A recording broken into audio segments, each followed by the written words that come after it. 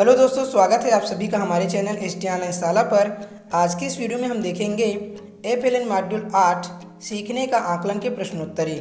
इससे पहले यदि आपने हमारे चैनल को अभी तक सब्सक्राइब नहीं किया है तो प्लीज़ सब्सक्राइब करें, साथ में बेल आइकन बटन को भी प्रेस करें ताकि नए आने वाली वीडियो का नोटिफिकेशन आपको सबसे पहले मिल सके। तो चलिए दोस्तों, वीडियो को शुरू करते हैं।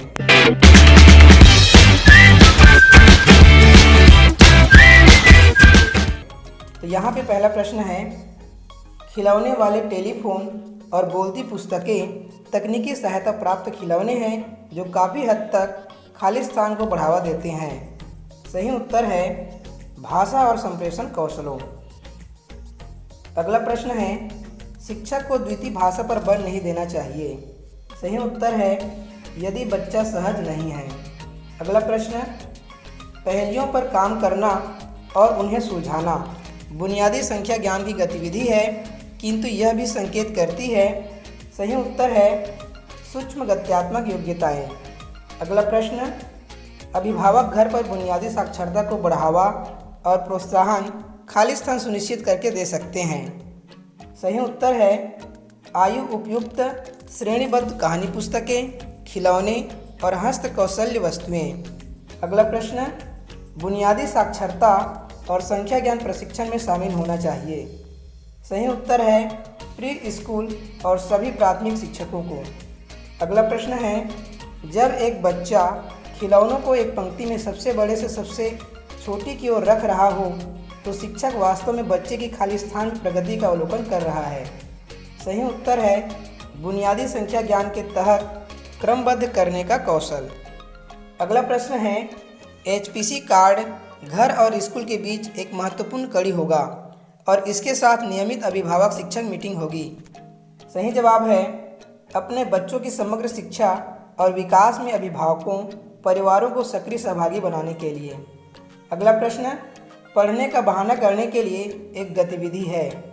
सही उत्तर है बुनियादी साक्षरता।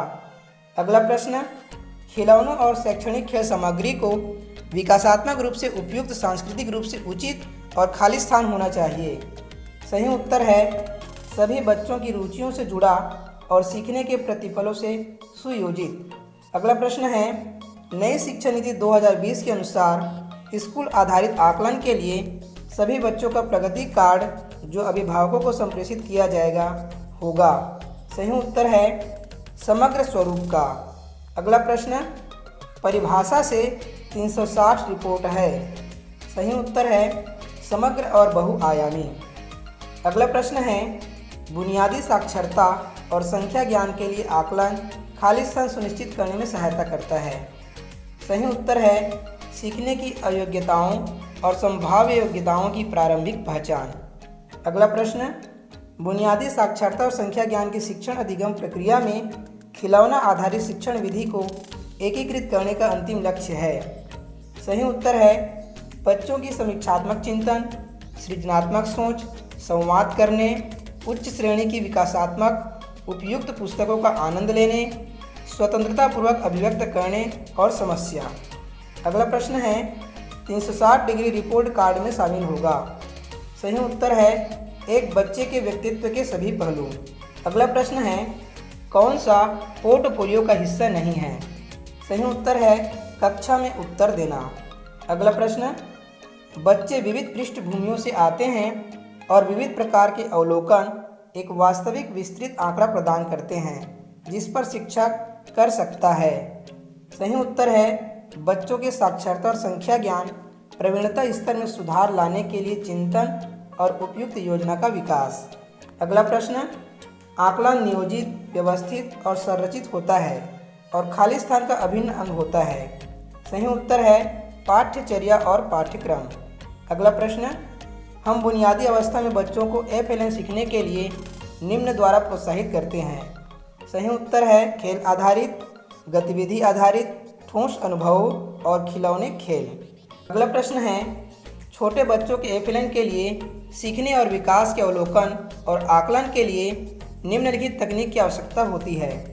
सही उत्तर है विविध उपकरण और आकलन की तकनीकें। गतिविधियों में बच्चों की सक्रिय संलग्नता प्राप्त करने के लिए प्रमुख है। सही उत्तर है 360 डिग्री। अगला प्रश्न, एक HPC होलिस्टिक प्रोग्रेस कार्ड के संकेतकों में शामिल है।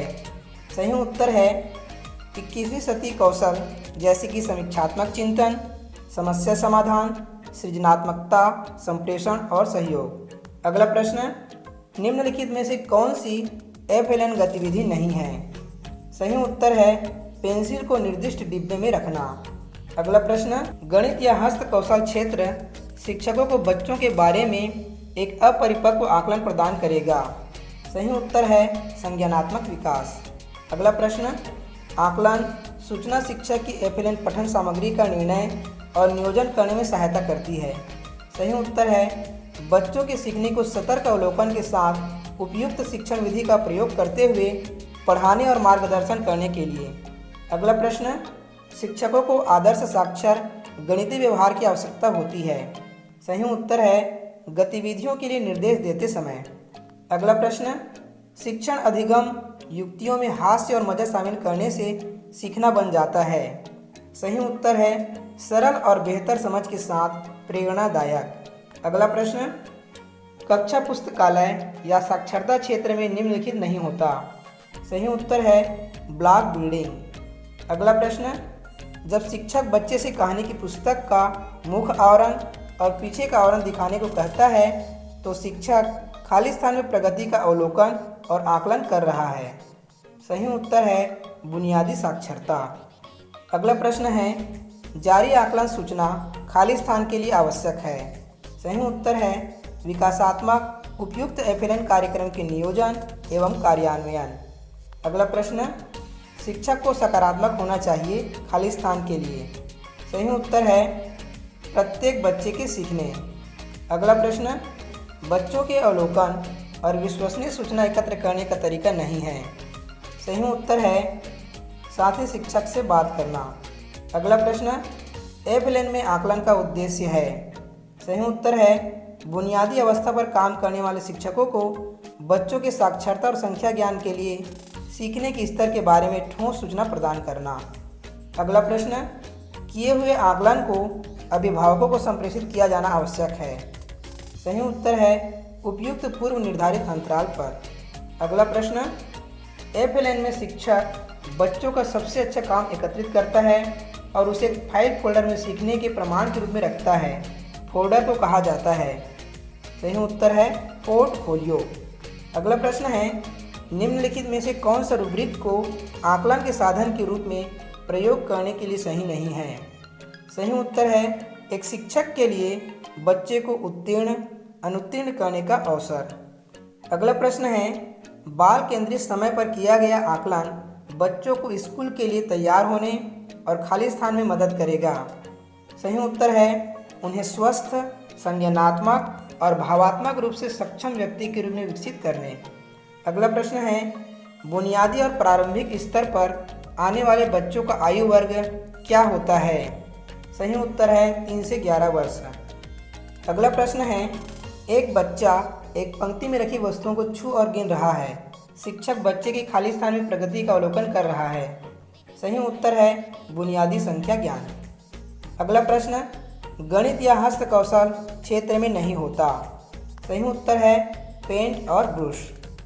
अगला प्रश्न, कक्षा में कौन से क्षेत्र होते हैं जहां बच्चों को विकास के विशिष्ट क्षेत्र से संबंधित प्रायोगिक सामग्री मिलती है? सही उत्तर है सीखने के गतिविधि केंद्र।